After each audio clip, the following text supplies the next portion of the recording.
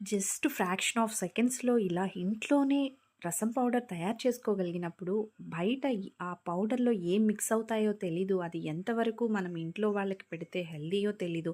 మరి అలాంటి రసం పౌడర్స్ తీసుకొచ్చి అన్‌హెల్తీగా మనం పెట్టుకొని ప్రిపేర్ చేసుకునే కన్నా, ఇలాంటివి జస్ట్ ఒక హాఫ్ అన్ అవర్ కూడా అవసరం లేదండి. 15 మినిట్స్ టైంలో ఒక పౌడర్ కనుక ప్రిపేర్ చేసుకుంటే, ఎప్పుడు ఫ్రీ టైమ్ ఉంటే అప్పుడు.